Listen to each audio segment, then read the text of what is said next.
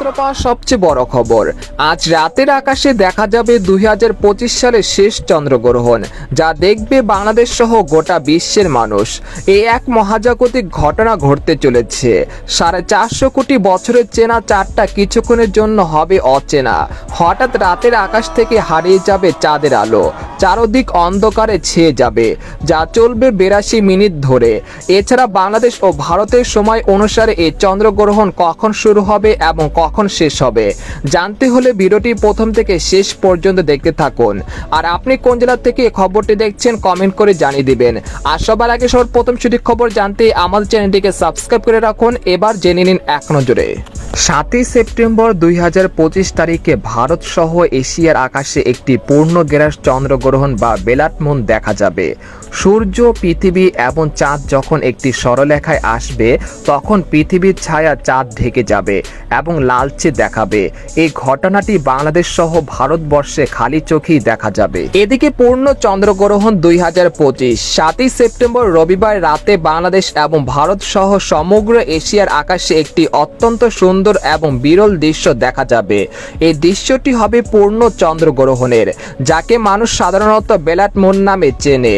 আর এটি ভারতের সময় অনুযায়ী শুরু হবে রাত 9টা 57 মিনিটে এবং রাত 1টা 30 মিনিটে শেষ হবে। আর বাংলাদেশ সময় অনুযায়ী 7 সেপ্টেম্বর দিবাগত রাত 9টা 18 মিনিটে এই গ্রহণটি শুরু হবে। গ্রহণের সর্বোচ্চ মাত্রা থাকবে গভীর রাত 12টা 11 মিনিট পর্যন্ত।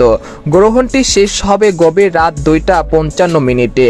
গ্রহণটি বাংলাদেশের সকল স্থান থেকেই একই সাথে দেখা যাবে। আর সেদিন আকাশ একেবারেই পরিষ্কার থাকার সম্ভাবনা রয়েছে।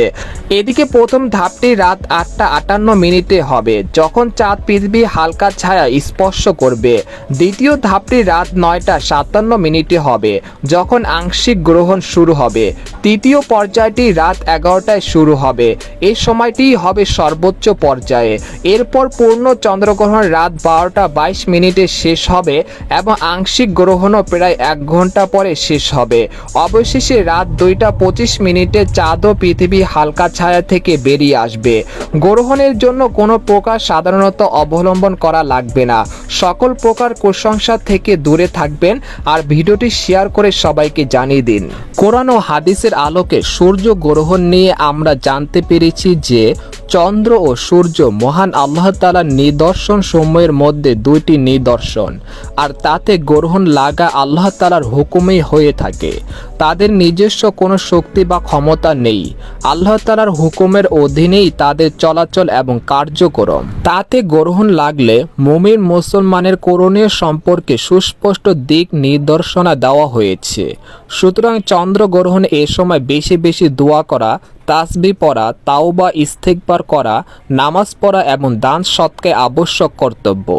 তো এই ছিল সূর্যগ্রহণের সর্বশেষ খবর।